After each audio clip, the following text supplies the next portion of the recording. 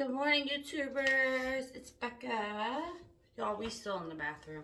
I'm gonna get it together. I swear, I cannot wait till the day that we can sit down. I can have taken notes, done research, plan what we're gonna talk about and all that, Because really, I've just been rolling with it.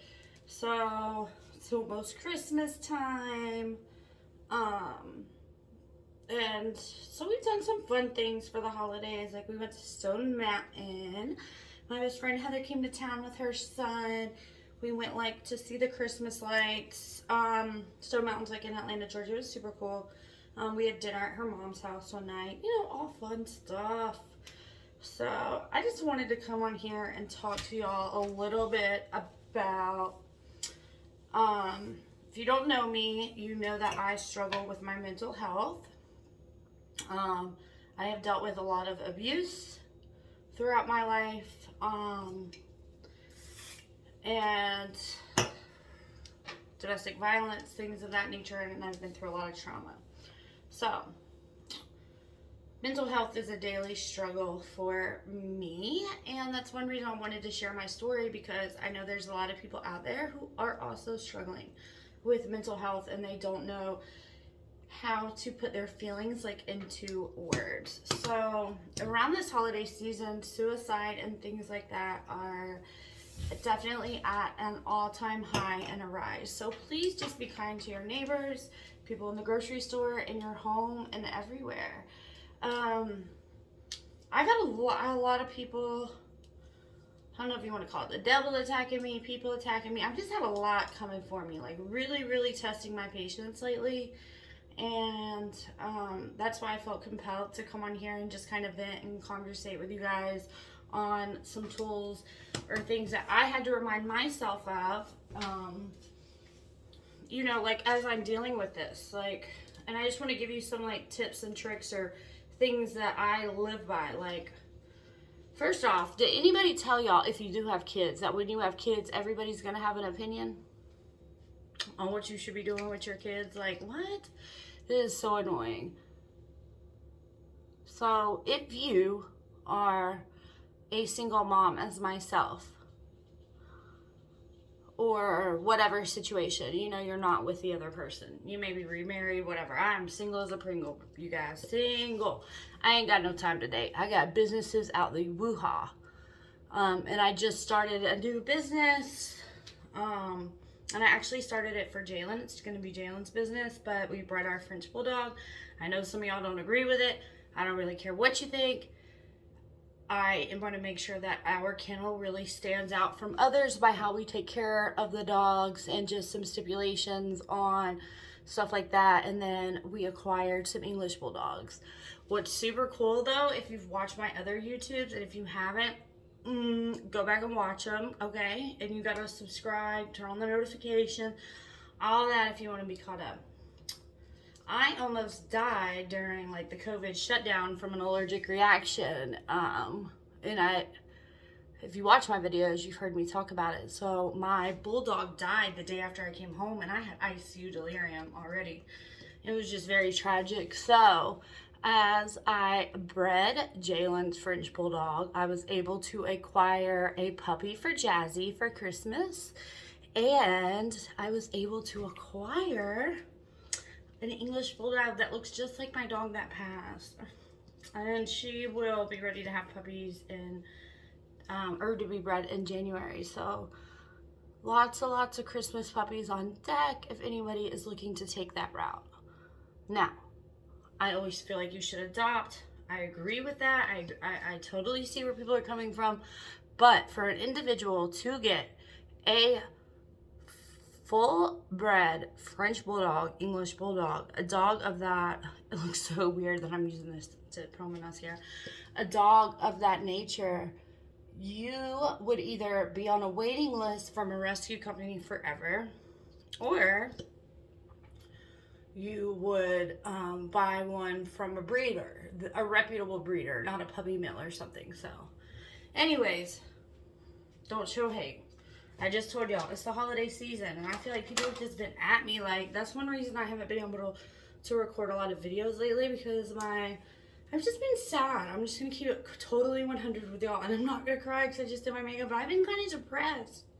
And I feel like everybody's just coming for me. And everybody has an opinion on how I should be doing things. But yet nobody's offering a solution or helping. And it's just like... And that's something like when you have kids, you'll realize everybody has an opinion on how you should do things, what you should and shouldn't do. And it's like... Mine more pertains to like the financial aspect of children and getting financial support from, you know, the person that helped me make the baby. That always seems to be an issue. And then childcare. So currently my parents watch my kids. And it's a lot on them. So sometimes it's like too much on them and they need a break. And then sometimes they could easily become offended if I found a permanent solution, such as like a permanent nanny, and they didn't get to watch them because they do want to spend time with them. So it's just like a catch-22. But I just feel like I'm being pulled in so many different directions. And I just want to tell you guys some things that like I've had to remind myself to carry myself through this holiday season and these triggers of when I do feel like I'm starting to get depressed. Like, just keep pushing forward. Like, do not take your foot off the pedal. And if someone is not, and this is not an attack on my parents are actually not the ones that have been making me feel like this right now at all. They've been nothing but helpful. But that's just an example because I do not want to come for the people who really are making my life hell right now. But if people are not part of the solution, then they are part of the problem. Do not come into someone's life and tell them how they should be doing things, what they should be doing, unless you are offering a hand. Don't. Just mind your business. Just mind your business. Be respectful of people. Be respectful of people's time. I mean, it's just like common freaking courtesy. If you are not with the person that you conceived your children with, right? That is okay. You can still co-parent in a healthy manner, but it takes both parties to want that goal. You cannot choose to not pay for your children, not watch your children, not pay for a babysitter to watch them, and then still think that you can tell the other person what they should and shouldn't be doing when you're not participating and you're not helping to begin with. Like, no, have a seat. If I am not in a situation where like every weekend my kids go somewhere or like go with, you know, their dad or something like that. I'm not in that situation. For those of you who are in those situations, if you only get your kids on the weekends, spend the time with your kids. It's a weekend. Your girlfriend, Susie, she can go do something else for the weekend. Spend the time with your kids. Don't ask to have your kids on the weekend and then make your kids hang out with you and your girlfriend when you only see them on the weekends. If you're getting your kids for Christmas break, take that time and do stuff with your kids. Talk to them, get to know them, spend time with them. It's one thing if you guys are divorced and you're remarried and it's a permanent living situation and stuff like that. That's not what I'm talking about. Like everybody use your brain here. Follow what I'm saying. If two people have kids, they split up, they divorce, whatever, and then they remarry or they have a live-in situation. Like, you don't have to kick your girlfriend out because your kids are coming over for the weekend. No. But do make it about your kids. The days are very long, but the years go by so fast, y'all. They are so fast, and the time is so precious. If you act like your kid is a burden to you, to the other spouse, I promise you that kid can feel that, whether you say it to them or whether you don't. I am one of those people that I thoroughly enjoy spending time with my kids. It's probably why I don't date. Because unless you about to come with me on to Six Flags with all these kids and we about to go have some fun, like, I'm not going to take bit time out of my work schedule to go date right now. That's just, like, not a priority of mine. I have a 3-year-old who's constantly changing. And then I have a 13-year-old who has a social life. And I'm the mom that all the kids want to hang out with. I try to keep them all with me. I want to know everything I can about these kids. You know, I want to be their safe zone. I want to be, and I enjoy it. I enjoy taking the kids to Six Flags and Stone Mountain and to the fair and all these things. Like, I thoroughly enjoy it. And if y'all aren't living like that with your kids, I'm telling you, you're missing out. It's so much fun. You can learn so much about them. You make so many memories. And I don't know, like, this season's just tough. It's tough on adults. Don't make it tough on your kids, too. You know what I'm saying? Be kind to people. If you got a baby mama, baby daddy, and they doing their part, show them praise. Be an example to your kids on how to treat the other person. You know what I mean? One thing I hate to hear about, and I cannot stand to hear about, is people using their kids as pawns. Like, and it more so happens, I think, with women. I don't know. Where women are like, oh, well, if you're not going to be with me, you ain't going to see your kids. And, you know, like, kind of uses them like that. Like, don't be like that, man. The only person you're hurting is that child. You're not hurting the other person. You're doing nothing. You're making yourself look like an ass. And one day your kids are going to grow up and hate you. But at the same time, if you are trying to get the other person to be involved in your kid's life and they won't do it, at some point you have to just say it is what it is, let it be what it is, and walk away. You cannot force an adult to man up and be a parent. You can't do it. You just can't do it. Sometimes it just is what it is. And you will drive yourself crazy. You have got to be the best you that you can be for your kids. They need to see you happy, they need to see you healthy, and they need to see you striving, whatever that looks like. And if that means that you constantly trying to get the other party involved in the parenting is not working, they're fighting you tooth and nail and they don't want to be involved, at some point you just got to walk away and let it be what it is. You just got to walk away. I mean, it sucks and it's sad and it's the kids that suffer, but you can't force somebody to be a parent. And it's shitty that some people are like that, because then they really hurt it for the people who really are trying to be in their kids' lives. And the other part, I mean, like, it goes both ways. Like, if you have somebody who is paying the child support and wants their kids and wants to see them, leave that door open, have a good relationship. Like, y'all, there is nothing wrong with everybody getting along.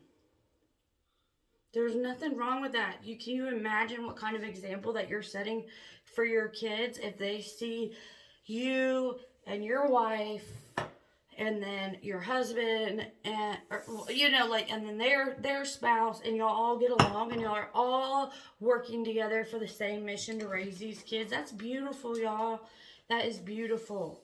And if you are in that situation and you can make that work, then do it. Do it. Do not fight it. Do not fight them. You know, when you learn things about your ex's significant other, don't use it against them. Like, look for the beautiful things in them. Like, especially if they're contributing positively to your kid's life. Just number one, make it about your kids. You know what I'm saying? But at the same time, do protect yourself, protect your mental health, protect your well-being. And if you are feeling some sort of way, you best believe your kids are feeling the same way. So, I don't know. I don't know if any of this made sense, but I'm just having like a really tough time trying. I feel like I am constantly forcing the co-parenting situation.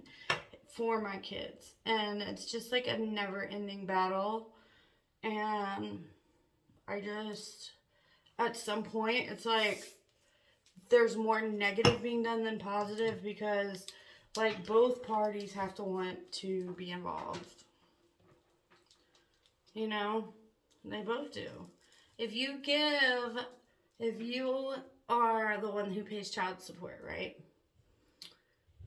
And you know for a fact your kids are well taken care of, don't be hassling the other person about what'd you spend the money on. Did it go to this? Did it go to that? Like, if you know your kids are well taken care of and that the baby mama's been taken care of, just let it be. Like, give people some breathing space. Like, it's hard to be a single mom, y'all. It is hard. It is not it's not easy. It's not easy.